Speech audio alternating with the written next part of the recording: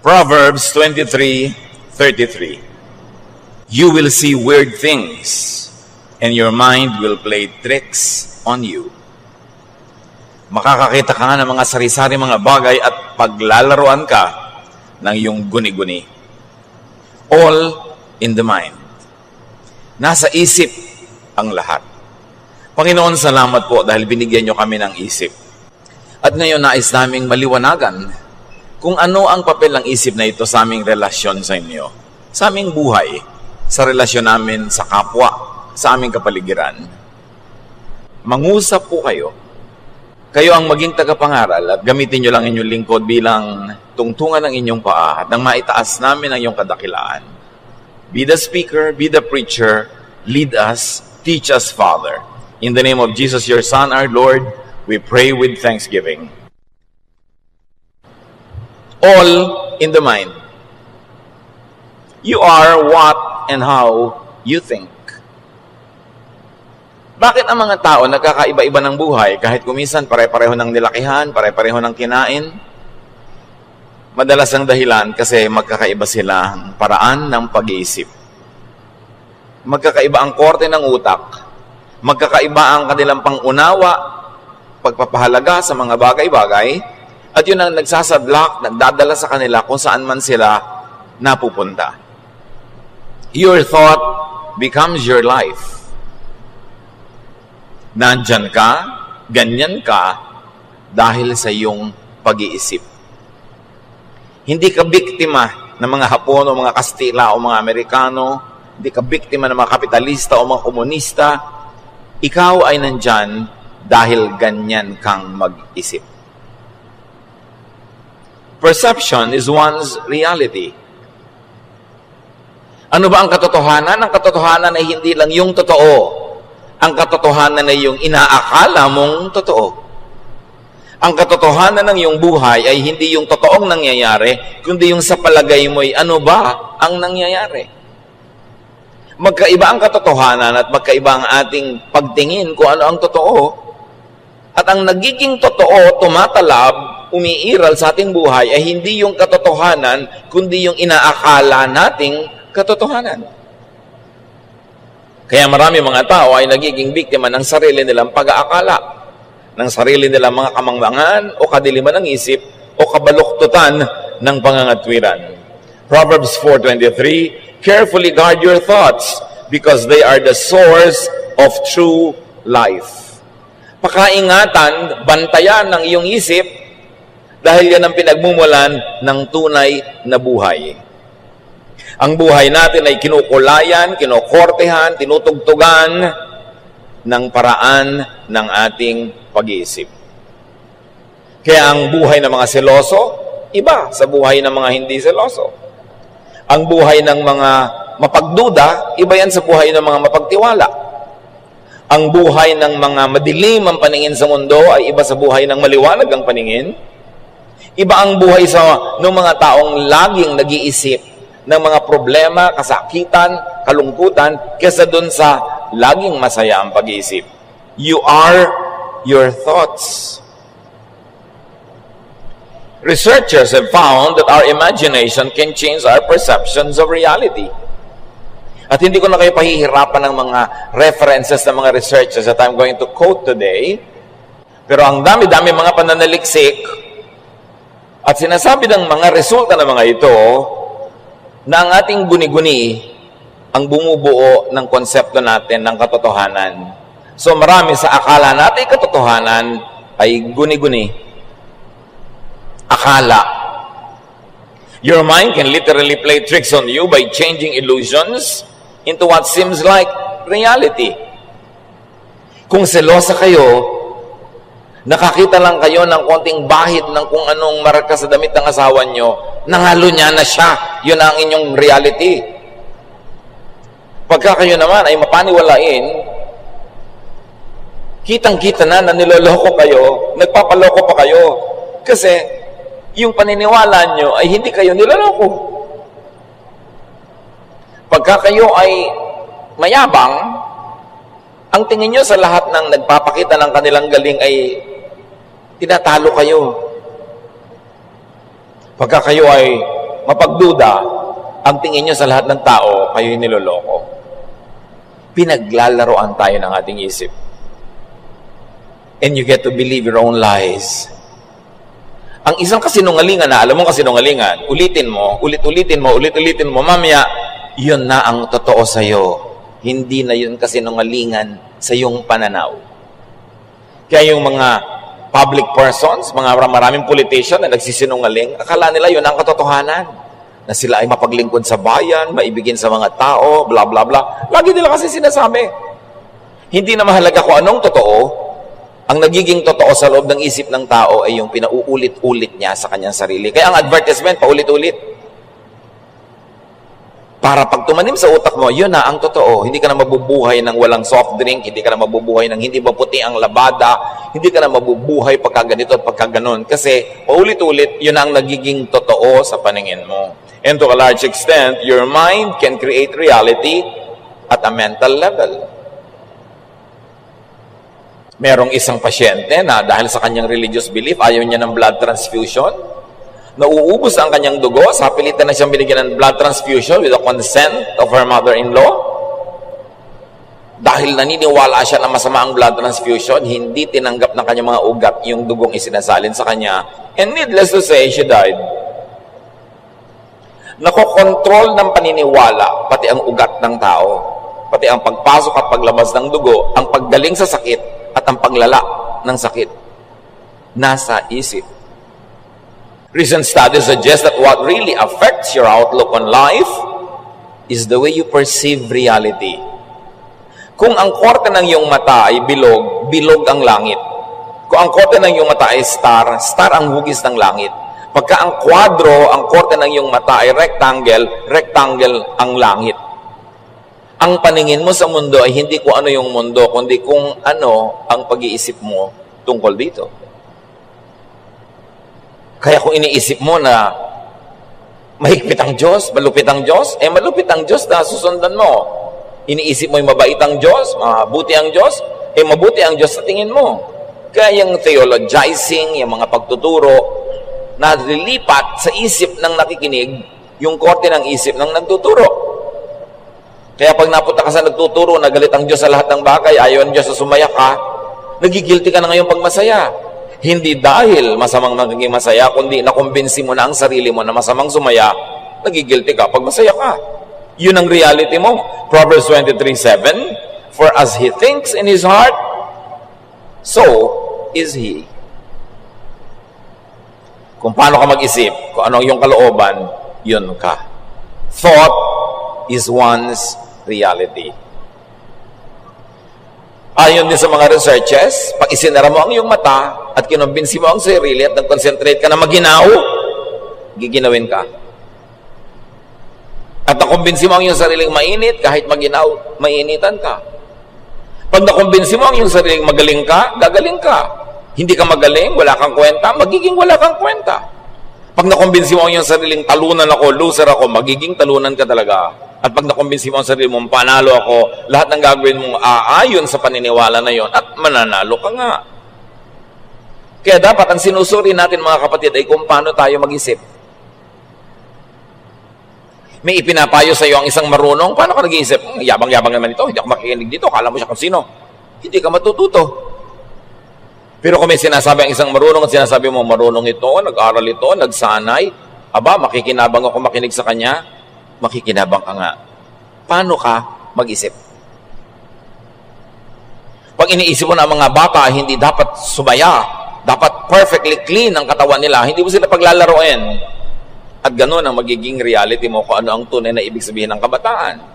Pag iniisip mo na ang kabataan ay dapat fast forward sa pagtanda, huwag kang kumilos bata, dapat bata ka pa, asal matanda ka na, gano'n mo itatrato ang mga bata sa iyong paligid. Dapat sinusuri, paano ba ako mag-isip?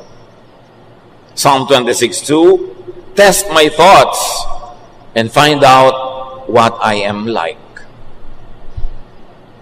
Pag nakumbinsi mong sarili mo na magkakaroon ng end of the world, lagi, everyday, laging yun ang alam ng utak mo, takot na takot ka everyday. Pag nakumbinsi mo ang isip na conservative ang Diyos, mapipilitan ka maging conservative. Ano ang konsepto mo tungkol sa Diyos, tungkol sa bayan, tungkol sa ano ang tama at mali, ganun ka mabubuhay. At pag nakumbinsi ka ng mga religious teaching na masama ka, makasalanan ka, marumi ka, laging ganun ang paningin mo sa iyong sarili. Ano ang pinapayagan ninyong pumasok sa inyong isip? Pinapayagan nyo ba ang mga basurero na magtapon ng basura sa inyong bakuran? Hindi. Pinapayagan nyo ba ang magnanakaw na pumasok sa inyong bahay? Hindi. Pero bakit natin pinapayagan ng maraming mga maling kaisipan na pumasok sa ating utak? Samantalang yung utak ang sentro ng ating pagkatao, doon nagmumula ang lahat ng ginagawa natin sa ating iniisip. At hindi lang yon, kung anong iniisip mo, yun ang ina-assign mo sa iba. Kaya yung mga tatay na sobrang nang denggoy ng mga babae nung binata pa siya, ang higpit sa mga anak na dalaga kasi iniisip niya lahat ng lalaki sa mundo magdedenggoy pagka mayroong pagkakataon. Yung mga babae na sobrang kumirengkeng nung araw, akala nila lahat ng babae kikirengkeng, kaya na dududa sila sa lahat ng babae sa mundo. Kung ano ka, ina-assign mo yun sa iba. Kaya ang sabi nila, ang magnanakaw ay galit sa kapwa magnanakaw. Kaya kung mapangloko ka, iniisip mo lagi, niloloko ka ng lahat ng tao. Ngayon, kung hindi ka naman mapangloko, iniisip mo walang manloloko, kaya naloloko ka. Yung ay mga sobrang bababait, hindi naman siguro, bait siguro naman yung tao, ninanakawan lang, hindi naman siguro. Kasi siya, hindi siya magnanakaw. Kaya ina-assign niya sa iba na, hindi rin magnanakaw yung mga yun, kasi ganun ako. Ina-assign natin ang ating sarili sa iba. Kaya kung paano ka mag-isip tungkol sa kapwa, isang salamin yun kung sino ka. We can project our thoughts in the minds of other people. Kung ano iniisip natin, iniisip natin na yun din ang iniisip ng ating kapwa. Kaya marami sinasabihan mo ko ng good morning, mangungutang ka, no? Yung kasi pag nag-good morning tayo, may masama tayong balak sa kapwa. So pag may nag-good morning sa atin, iniisip natin, may masamang balak din sila. Proverbs 27:19, you see your face in a mirror and your thoughts in the mind of others. Kung paano daw nakikita mo ang mukha mo sa salamin, pag nananalamin ka, ganon din mo nakikita ang sarili mo sa mukha ng iba. Hindi mo sila nakikita, ang nakikita mo, sarili mo rin. Kaya kung manloloko ka, iniisip mo, manloloko ang lahat. Kung mabait ka, iniisip mo rin, mabait ang lahat. May advantage, may disadvantage. Pag hindi natin sinuri kung paano tayo mag-isip. Thought power is the key to creating your reality. Pag marumi ang iyong buhay, marumi ang iyong isip, marumi rin ang tingin mo sa kapwa. Pero pag mabait ka, mabuti, normally ang tingin mo rin sa iba, mabait at mayroong likas na kabutihan. To control your destiny. Para makontrol mo kung saan ka pupunta sa buhay, you must learn to control the nature of your dominant, habitual thoughts. Dahil kung paano ka mag-isip, ayun ang iyong magiging buhay, dapat kontrolan mo ang pag-iisip mo at dalhin mo doon sa gusto mong buhay. At yung kadalasan ay paraan ng iyong pag-iisip, yun ang pupuntahan ng iyong buhay. Kung negative ka mag-isip, magiging negative ang buhay mo. Kung lagi ka na lamang na madilim ang isip, madilim ang paningin sa mundo, magiging madilim ang buhay mo. Paano ka mag-isip? You can attract into your life that which you intend to have and experience by thinking about it. Marami ng researches na nagpatunay niyan. Your thought is a magnet in reverse. It attracts its own kind. Nakita niyo? Drug user ka. Tatatlong minuto ka pa lang sa kabanatuan, may kabagana ka ng drug user ko. Kilala mo na agad. Kung ano yung issue mo, pumunta pa lang sa isang lugar, nakahanap ka na ng kapwa. Nagtitipon-tipon kayo, nagkakakilala kayo agad. Sa isang tikwas ng mata, sa isang kurap ng kalukap ng mata, nagkakakita-kita na yung magkakagrupo because you think alike. And you attract each other. Yung magnet, you attract your opposite. Pero sa thinking, you attract yung kamukha. Kaya mag-grupo kayo agad. mga chismosa. Wala pang 1 second na nasa loob ng isang bulwagan, magkakakilala na agad. May chinichismis na yan agad. Sa isang talsik lang na mata, magkakakilala na chismosa ka rin. Dahil ba dito ang chismisan natin itong isang babae na orange. Ang bilis. Mga babaero, ganun din lahat. Kasi ang mga utak natin, hindi gawin ko ang ating bibig, nag-usap-usap yan. Birds of a feather, flock together.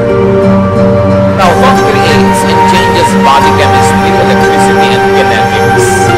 Even the mechanism of the body, na-implement siya ng pag-iisip. Yes, nasabi ng mind over matter, faith over obstacles. Kung paano ka mag-isip, na-apektuhan ang iyong katawan. Ang iyong blood pressure, ang iyong body, electricity. Kaya kung lagi mong iniisip na may sakit ka, talagang pagkakasakit-sakit ka. Ngayon, may sakit ka, pero lagi mong iniisip yung maganda, yung mabuti, yung malusog, malusog ka. Kasi ang nasusunod, hindi ang katawan, ang isip. Yan yung sinasabi ko sa inyo, totoong example sa buhay, hindi pumasok ang dugo sa ugat niya. Hindi na kaya ng siya na papasukin sa ugat niya yung dugo. Kasi ang lakas ang isip niya. So kung lagi ka rin nakalugmok, patamlay, kasi iniisip mo. Ayaw mo ng kalagayan mo ngayon, palitan mo ang pag-iisip mo. Kung meron kang gusto palitan sa buhay, una ang papalitan mo, paano ka mag-isip. Lagi ka nalang walang pera, palitan mo ang pag-iisip. Kasi kaya ka laging walang pera, pag nagkapera ka, ang iniisip mo gumasta. Yung mga nagkakapera, pag nagkapera, ibinupunan, hindi na negosyo o itinatabi nila. Kaya may pera sila. Kaya pag lagi kang walang pera, kasalanan mo yan, ganyan ka mag-isip. Yung nagkakapera naman, ano sila kasi mag-isip? Uuwi sa probinsya, makakuha sila ng marami mga bago na sa silang bantan doon. Ganyan po, pwede ko mga negosyo. So pagpunta niya sa probinsya, kukunin yung mga ulis, dadalhin niya sa city, ibebenta niya. Mamimili naman siguro mga murang mga damit-damit, dadalhin niya sa probinsya. Para pagkatbili niya ng uling, may binibenta siyang tela, may binibenta siyang mga damit. Lagi siyang may pera. Kasi ang isip niya lagi, paano kaya ako gagawa ng pera? Paano yung mga paano kaya ako hihingi? Paano kaya ako magtitigil siya? Paano kaya ako dadahin? Yun ang lagi, walang pera. Wala kang pera kasi ganyan ka mag-isip. Wala kang ibang dapat sisihin. Kaya mahina ang iyong katawan. Maaaring nagkaroon ka ng sakit pero hindi tinalo ng iyong isip. Humina ng mahina. Kung wala naman, pero isip ka ng isip, nagkaroon ka. Isip ang nagkaroon. Kaya sabi na ng ating opening verse, Proverbs 23:33, you will see weird things and your mind will play tricks on you. Yung mga tao mapanawalain sa multo, namatay ang lola nyo, nakahiga kayong parehong ang pinsan mo. Ikaw, bigla mong nararamdamang may malamig na humaplo sa mukha mo, may humila sa paa mo, may nagtanggal ng bra mo. Pero yung pinsan mong katabi, wala namang naramdaman. Kasi yun ang laman ng utak mo eh. Naniniwala ka, mangyayari. Kaya pag may hindi naniniwala, kahit may nanguhula dyan, may nang kukuha ano-ano, sabihin na, walang kokontra. Kasi pag kinontra ng utak mo yun, mananalo yung utak mo. Hindi matutuloy ang ginagawa nila. Kaya sasabihin iba, walang kokontra. Ang lakas ng utak ng tao. Madami sa nangyayari sa atin, guni-guni. Bakit sa mga bahay, kahit sa Maynila, ang lagi nakakakita ng multo, yung kanilang mga kasambahay na galing sa probinsya, pero may-ari ng bahay, wala nakikita. Kasi yung mga galing sa probinsya, ang laging araw-araw, lumaki ng multo ang iniisip, multo ang pinag-uusapan, kaya kahit na kurtina lang yung gumalaw, nakakakita ng multo. Laman kasi ng utak. The mind could be twisted and corrupted by stimuli, by perception. Ecclesiastes 7:29, I did learn one thing. We were completely honest when God created us, but now we have twisted minds. Nababaluktot ang isip. Depende kung sino laging kausap, sino laging pinapakinggan. Pagka inggitera ang kausap mo, mamaya magiging inggitera ka na rin. Pinag-iingatan kung sinong pinapakinggan. Kasi naglalagay sila ng content ng ating utak. The mind could be intoxicated and confused. Kita niyo yung taong matino pag nalasing, kung ano nung ginagawa. O kaya, pag kumain, merong biglang aantukin na. Wala na siyang pakialam sa mundo. Kasi yung chemistry, chemicals na pumapasok sa ating katawan, sumasama sa ating dugo, naaapektuhan ang ating pag-iisip. Kaya yung mga mahiyain, pag nalasing, kumakapal. Yung mga hindi makapagsalita, pag nalasing, biglang kung ano sinasabi. Kasi nakokontrol ng chemicals ang kanilang utak. So, ganun yun. Yung utak mo, nakokontrol niya yung blood chemistry mo, kaya kahit na hindi ka kumakain ng asukal, pagka na-stress ka, tumataas ang blood sugar. Pero baligtad din, kung ano rin yung nasa blood mo, makaka-apekto din sa utak mo. Kita nyo ginagawa ng mga tao, mga addict, yung mga under the influence of drugs. Pati 95-year-old lola ginagahasa. Tapos pagka na bumalik sa katinoan, ay nagsisisi. Kasi iniiba tayo ng chemistry ng blood. Kaya yung mga sobrang nalulungkot, binibigyan ng antidepressant, upper, para sumaya. Yung sobrang active, binibigyan ng mga downers para medyo kumalma. Iniiba ang blood chemistry. But our mind can change our blood chemistry just by thinking.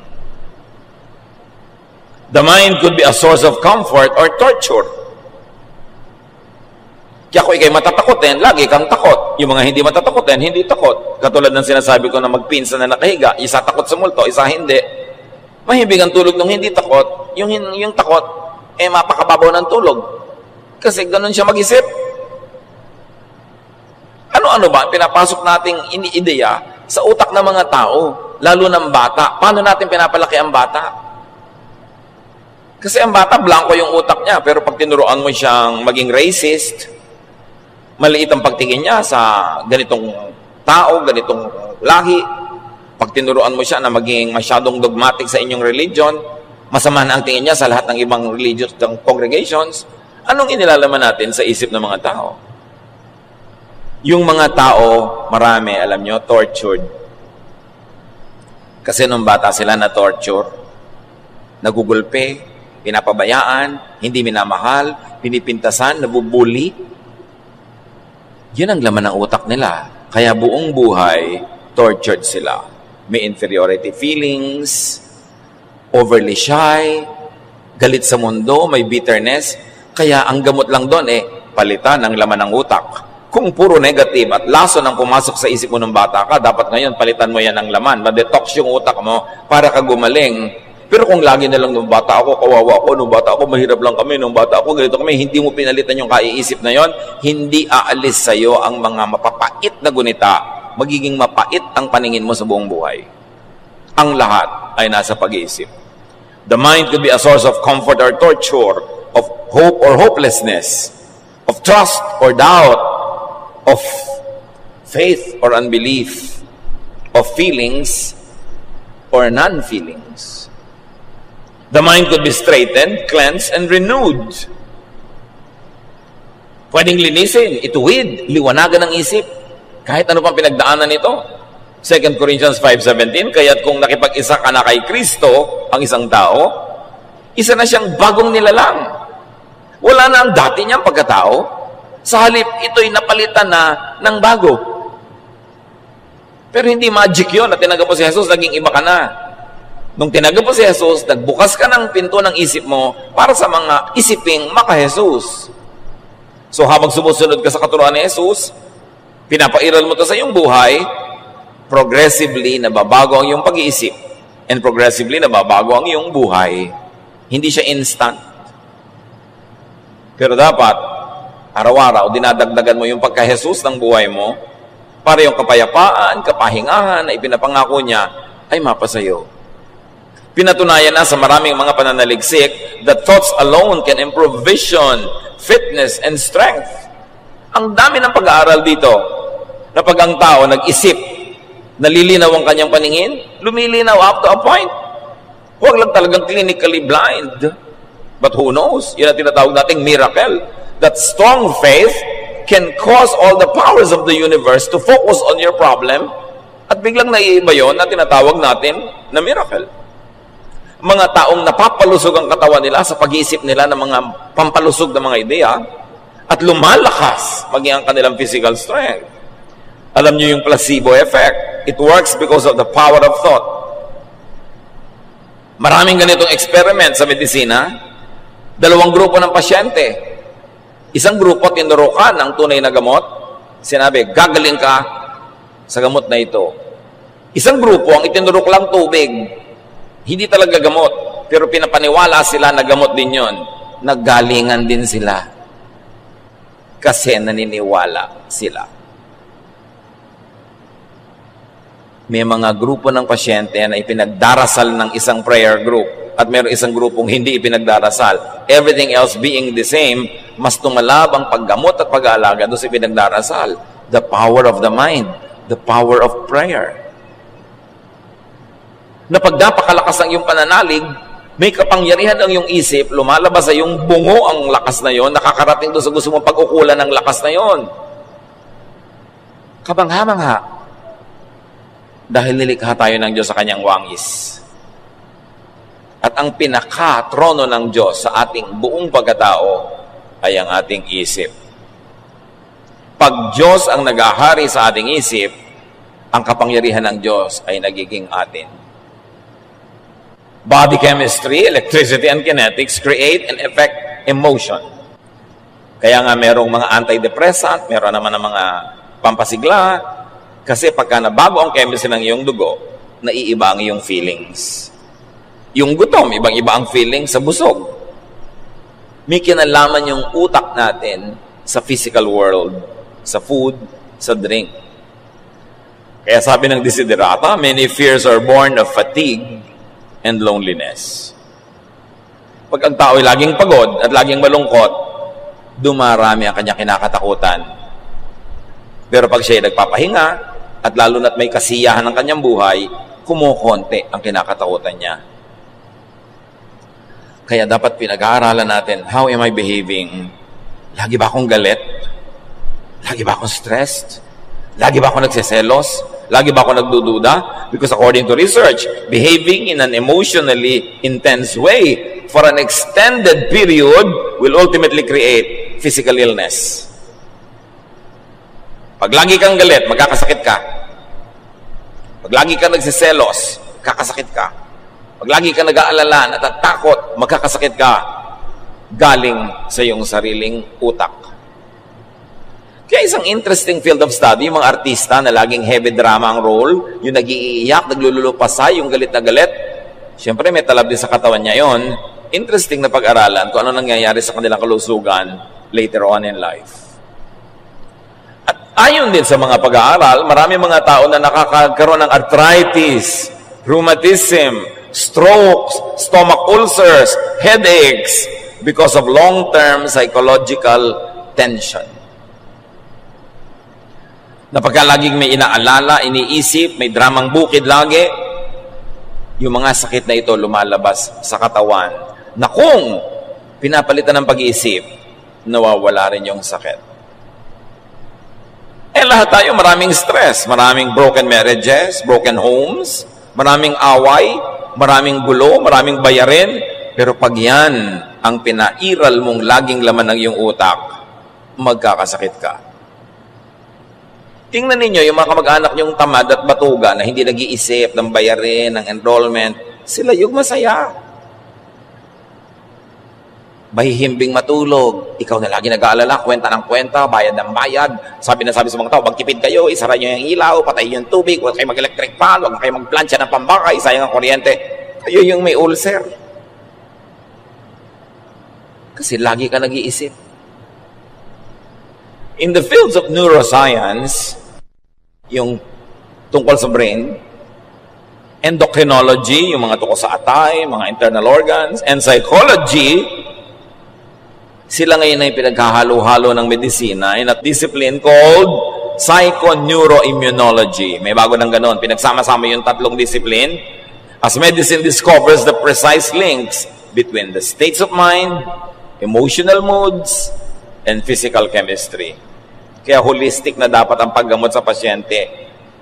May kinalaman ang iniinom mong gamot, ang kinakain mo, sa nararamdaman mo, iniisip mo, mga kinakatakutan mo. Lahat ng iyon naglalakip-lakip to define your state of health or your state of illness. Kaya hindi na sapat umiinom ka lang ng gamot. Dapat pinapasaya mo rin yung isip mo. Tinatanggal mo yung mga stress at tension. Kasi kahit inom ng gamot, pero lagi kang nagmumura, lagi kang galit, lagi kang natatakot, hindi rin yung tatalab. Kailangan nagkakalakip-lakip yung damdamin, yung puso, yung katawan, physical world, and the spiritual world. To create and change emotion, change your body chemistry, or change your thoughts. Kaya di ba yung galit na galit ka, bilis-bilis ang pintig na yung puso, ang taas ang yung presyon, relax. Relax. Huwag ka magsalita, manahimik ka, uminom ka ng tubig, maiiba ang andar ng iyong katawan. Kailangan ng tao matuto mag-relax. Kahit wala pa yung solusyon sa problema niya. Kahit wala pa yung problema niya, dapat mag-disiplina ang isip. Kasi kahit mag-isip ko, hindi naman nagdadala sa problema. Nagdadala ang problema kasi change your thought, change your body chemistry. What we eat affects our moods. Be aware, and because of all the habits, sabi sa Revelation 22:11, evil people will keep on being evil, and everyone who is dirty-minded will still be dirty-minded. Good people will keep on doing right, and God's people will always be holy. This is because of habits of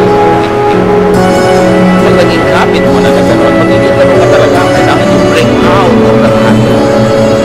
Paikot-ikot lang na parang Ferris wheel ang buhay mo. Kailangan tumalog ka, tumabas ka doon para hindi ka paikot-ikot. Cycling ka ang buhay. Think into becoming. Think being something or someone. Yung mga tao may pangarap. Madalas yun ang mga tao naiiba ang buhay nila. Pag ang pangarap ay ginawa nilang plano, hindi lang pangarap. Pag may pangarap na nagiging plano, pag may plano, may gawa, naiiba ang buhay. Kaya tinatanong mo rin sa naliligaw sa iyo, ano ang pangarap mo sa buhay? Tumigil mo. Hindi natin magkakapirahan at yun mo ang pangarap. Anong pangarap mo? Wala kang pangarap. Ayoko sa iyo. Gusto ko yung pangarap. Gusto ko may ambisyon. Because if you fail to plan, you plan to fail. Ano naman ang isip? Decide what you want to be and think towards it. Kaya mga mag-enroll pa lang Pressure College, ang gusto na maging sumang cum laude, sila yung naging sumang. Hindi yung walang plano, walang graduation. Suma mo. Walang ganon. Pinaplano yan, pinagtatrabawan, ginagawa, ginaakyat para mangyari. It all depends. Mahirap ba yan? Pamilya ka magkahirap-hirap. Kasi pinili na kapatid sa kanya lang ako. Wala tayo magagawa. 30 years later, mahirap pa rin. Pero yung kapatid na sinabi niya, ayoko na ganito. Ayoko na ganito ng iraman. Ayoko na ganito pagkain. Yun ang 30 years later, yung mga buhay. Kasi sa isip niya, lalo niya kailangan isip. Iisip mo, napakadalas siyang Panginoon. Bakit? Kasi iniisip mo, nanalangin niyo kahit walang amen. Mark 11:24, everything you ask for in prayer will be yours. All you have faith. Kasi ang faith, hindi lang naniniwala ako, Lord, bigyan niyo po ako na magandang buhay. Hindi lang yun naniniwala. May plano yun. Magagandahin niya yung buhay niya. Kasi ang tunay na faith, pananalig, may action. Hindi lang kasal.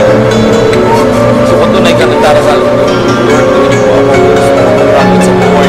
Gusto ko makatapos sa ganito. Gusto ko makapagtanim ng 5 hektaryang pinyahan. Siyempre, may gagawin ka. Kasi naniniwala ka na yun ang maganda para sa'yo. Faith without action is dead. Kaya ang sabi, pag ipinanalangin mo at naniniwala ka, matutupad. Hindi magic. Kasi ang paniniwala mo ay magbubunsod sa iyo para gawin ang lahat ng tamang dapat na hakbang para mangyari yung ipinanalangin mo. May kapangyarihan ng panalangin na tunay na paniniwala. Kaya baliwala yung prayer na hindi ka naman naniniwala, pray ka pa ng pray. Uy, ba't ka nag-pray na gumaling ka, naniniwala ka ba? Hindi, malay mo rin mangyari. Wala mangyayari doon. Kailangan kumbinsido ka sa loob ng iyong isip. Kaya yung mga tao na naka-accomplish, umahon sa lusak, na-improve ang buhay, napaganda ang lahat, naniwala yun na pwede niyang magawa yun at gumawa siya ng mga tamang hakbang para gawin yun. Pero yung mga tao walang pagbabago sa buhay nila, yung mag-asawa na kakakasal pa lang, isang linggo, away na ng away, after 1 month, away ng away, isang taon, away ng away, 10 years, 20 years, 30 years, 40 years, away ng away. Wala naman kasi silang iniisip na baguhin ang utak nila eh. Yung seloso, seloso pa rin. Yung tamad, tamad pa rin. Yung palaaway pa rin. So away sila ng away kasi wala silang binabago. Kung ayaw mo ng buhay mo ngayon, baguhin mo ang pag-iisip mo tungkol dyan at yun ang simula ng pagbabago. Hindi pwedeng parang lumaglag mula sa langit ang pagbabago. Walang ganun. Pinagtatrabahuhan ang pagbabago. Kaya ang utak natin na mahalaga. Kaya yung matalino na sa likas, nag-aral pa na nag-aral, nakipag-usap pa sa maraming mga matalino, nag-observe ng nag-observe, patalino ng patalino, maiiwan nun kahit mga kaibigan, kamag-anak, kapatid, na hindi aral ng aral at hindi masyadong hasa ng kanilang karunungan. Maiiwan lahat. Kasi yung utak, patalino yun ng patalino habang pinapatalino mo at pabobo ng pabobo habang pinapabobo mo. So, sino mga kausap mo, mga bubing ba o mga matalino? Huwag ka magtaka. Pag nakikipag-usap ka dapat sa mga hindi matalino, it's only out of charity, but not for amusement or enjoyment. Kasi pag enjoy ka na mga kausap mo yung hangal, magkakanda-hangal-hangal ka sa buhay. Kaya pagtanda mo, walang nangyari.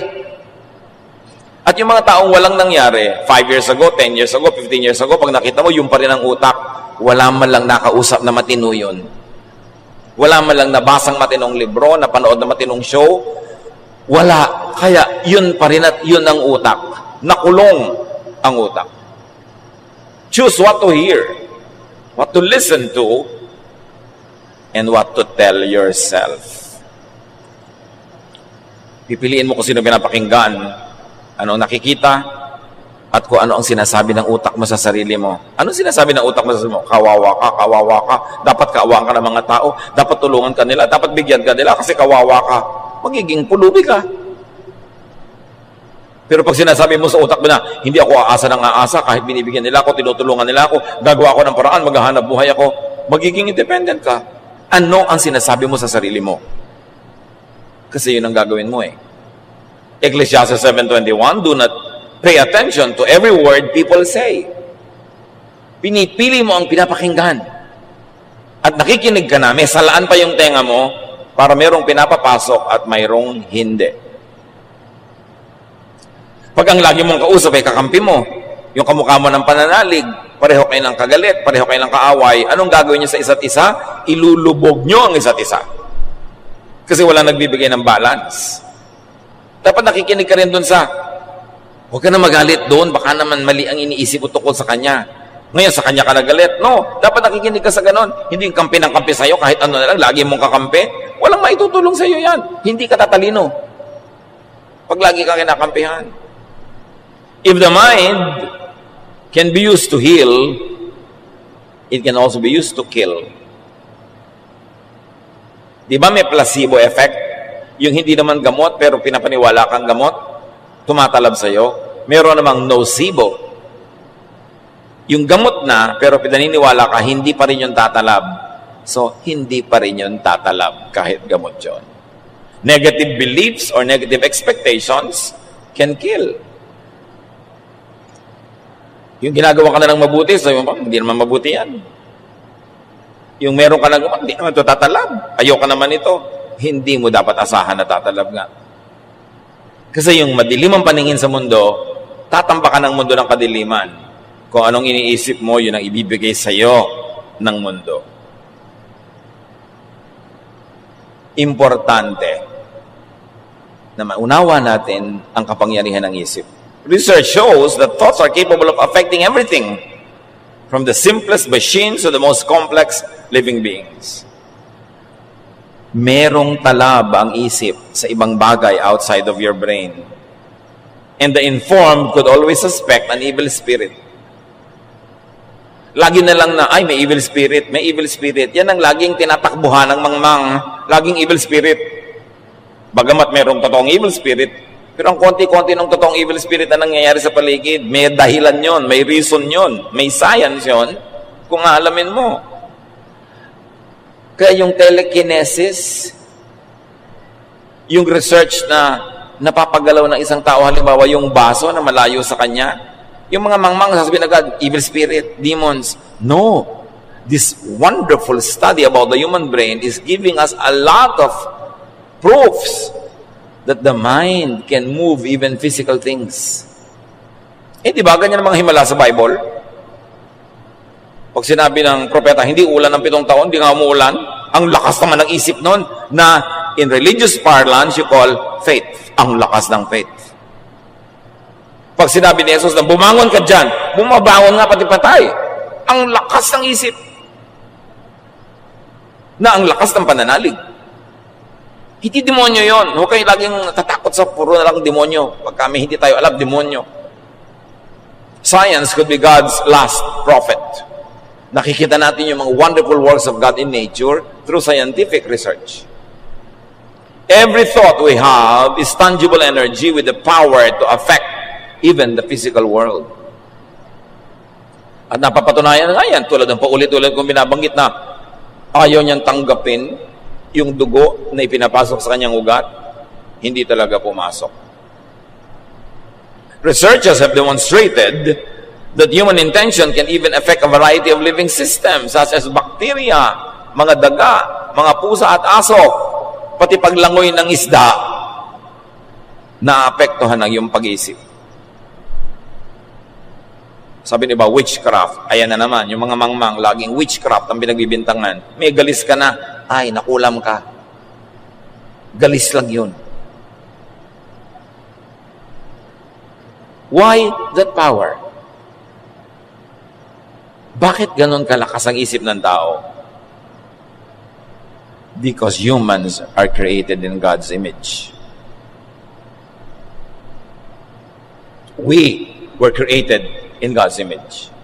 There's a bright and beautiful slice of God in each one of us. Kaya ganon na lang ang ating isip. Kaya sabi ni Jesus, everything is possible for those who believe. And why is it possible? Your mind power can move it because you were empowered by God. Hindi yan masama, hindi yan kadiliman. Diyos ang nagbigay para gamitin mo sa tama. Sabi ng Psalm 139:14, I praise you because I am fearfully and wonderfully made.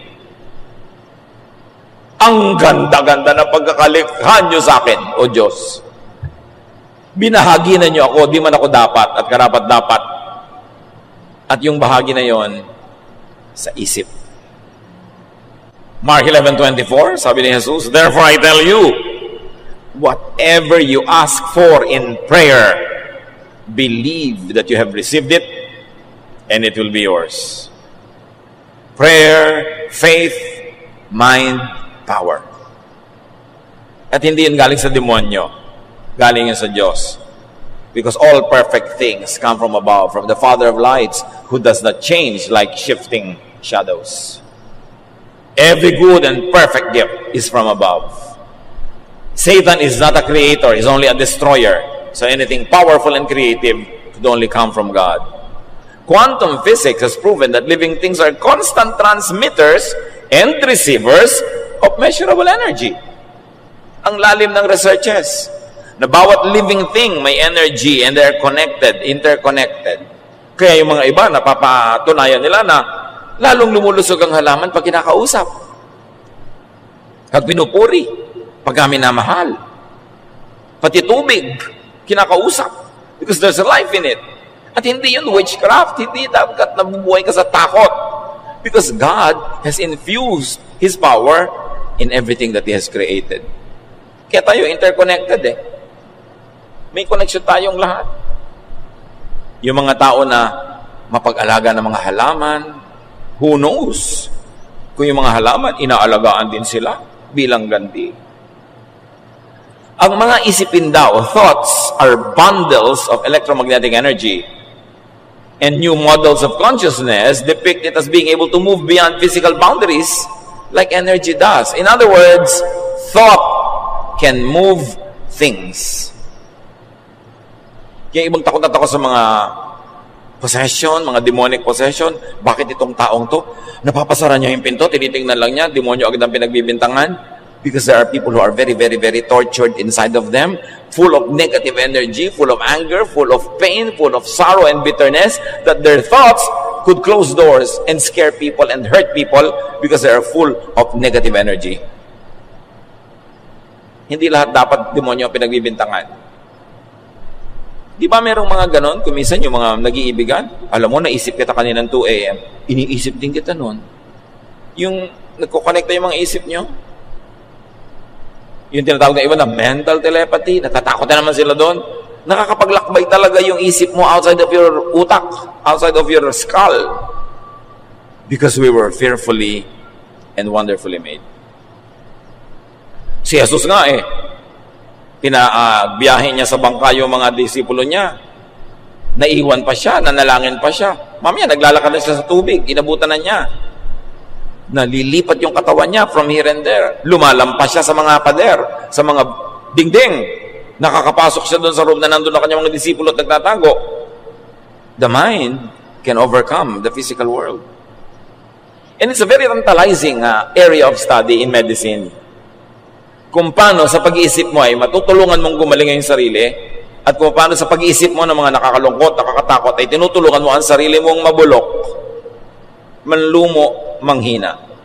Matthew 7:7, ask, and it will be given you. Seek, and you will find. Knock, and the door will be open to you. At palitan nyo yung ask, seek, and knock with think.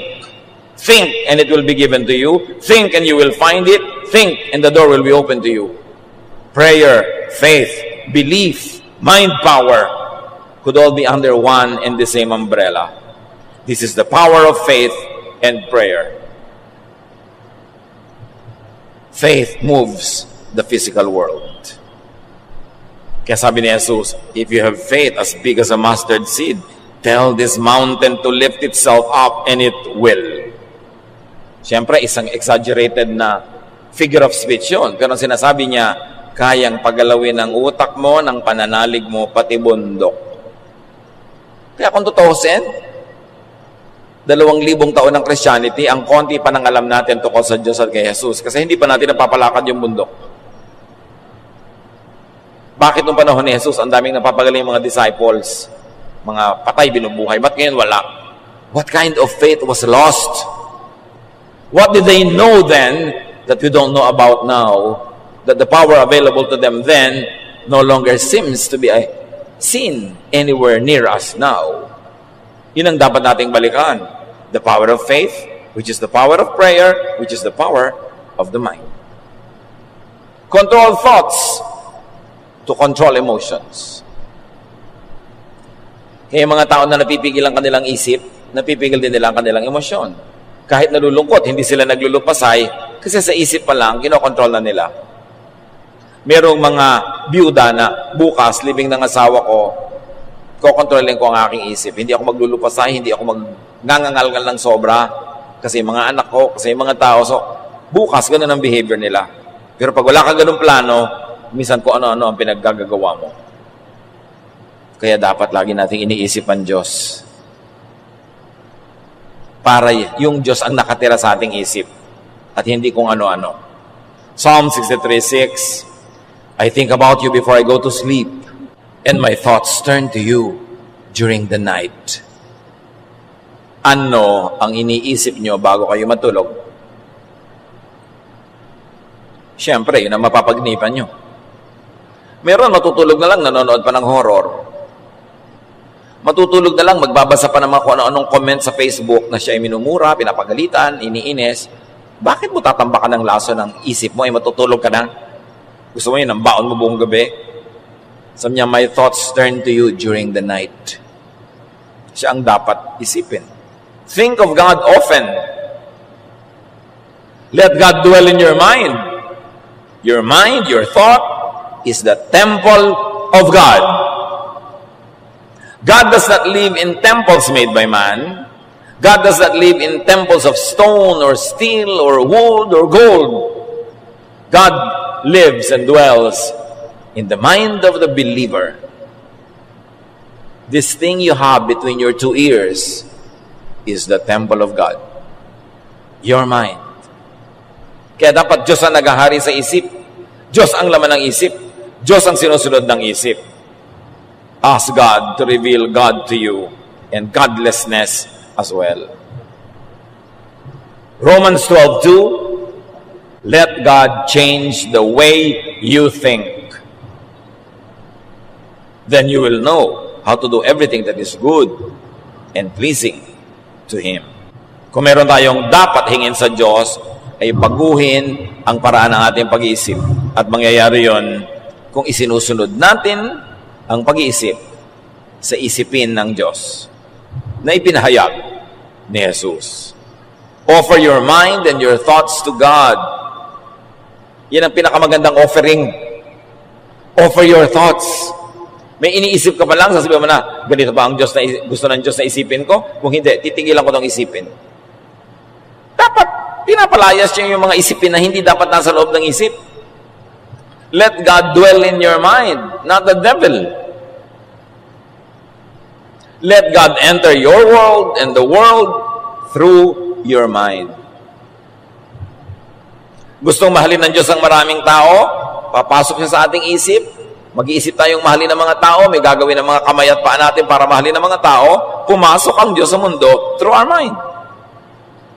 Kaya dapat channel ng Diyos ang ating isip. Develop your mind so you could know God more. Because the more you know God, the more powerful your thought, your faith, your prayer will be. 2 Corinthians 3:18, so our faces show the bright glory of the Lord, as the Lord's Spirit makes us more and more like our glorious Lord. Sabi ganon, nagiging kamukha tayo ni Jesus more and more and more. And that will happen when we think like Jesus more and more and more. When you think like Moses, when you think like the Pharisees, when you think like Paul or Peter, maaaring may tama, pero hindi laging tama siguro ang makikita mo kasi hindi sila perfect. But when you think more and more like Jesus, you become more and more like Jesus, you become more and more like the Father in heaven, you have more and more power. Your thought becomes more and more effective. Your prayer becomes more and more powerful. Sa isip nagsisimula. So discipline your mind to focus on what is uplifting. Kailangan disiplina yan. Kasi ang paborito ng utak, yung nakakatakot, yung nakakainis, yung chismis. Sabi, hindi yan ang dapat yung pag-isipan at pag-usapan. Philippians 4:7-8. At ang kapayapaan ng Diyos na hindi kayang maunawaan ng tao, ang siyang mag-iingat sa inyong puso at pag-iisip dahil sa inyong pakikipag-isa kay Kristo Jesus. Lagi niyong isa-isip ang mga bagay na karapat-dapat at kapuri-puri. Mga bagay na totoo, marangal, matuwid, malinis, kaibig-ibig, at kagalang-galang. Yan ang ilagay nyo sa inyong isip. Yan ang pag-usapan. Yan ang gawing topic. Whatever is true, noble, beautiful, kind. Yan. Sabi ganon, think about these things. Because as you think, you become. Kung ang pinag-uusapan nyo ay kapangitan, papangit din kayo. Nakakagulo, gugulo kayo. Nakakapagpahina ng loob, hihina ang loob nyo. So bakit kayo mag-aaksaya ng oras na yun ang pag-usapan at isipin? Discipline your mind to reject unfruitful or destructive thoughts. Pag hindi nakakabuti, hindi nakakapagpabunga, hindi nakakapagpasaya, huwag nang isipin yan. Nakakatakot, nakakapagpahirap ng loob, huwag na yang isipin. Ecclesiastes 11:10, banish anxiety from your heart and cast off the troubles of your body. Palayasin daw ang mga kabalisahan. Iwaksi mo ang kaalalahanin at mga kabalisahan.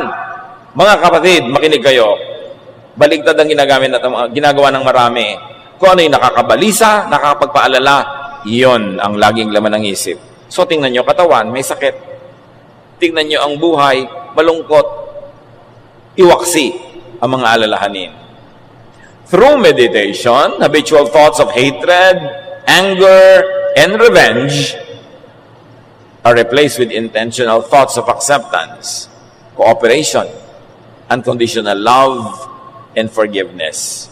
Kaya mabuti yung nagbubulay-bulay, nagninilay-nilay, nag-iisip-isip, nagme-meditate, nakakapagpabago yon ng isip. Laging ipasuri ang ating isip sa Diyos. Psalm 139, 23-24. Search me, O God, and know my heart, which really means know my mind. Test me and know my anxious thoughts. See if there's any offensive way in me, and lead me in the way everlasting. Siyasatin niyo po ako, Diyos. Kilalanin niyo ang aking pag-iisip. Suriin ninyo ako at ibunyag niyo ang mga mapag-alala at mapagproblema kong paraan ng pag-iisip. Tingnan niyo kung may mga paraan akong hindi kaibig-ibig. At akayin niyo ako sa paraang maganda, tama, at mainam. Sabi nila, plant a thought, harvest an act. Pag nagtanim ka ng isang iisipin, ang bunga nyon, paggalaw, pagkilos. Plant an act, reap a habit. Pag may ginawa ka, pinuulit-ulit mong ginawa, magiging ugali mo na. Plant a habit, harvest a character. Kung ano ang lagi mong ginagawa at pinapaulit-ulit, magiging gano'n na yung pagkatao. Plant a character and harvest a life or a lifestyle. Kung ano ang karakter mo, yon ang lifestyle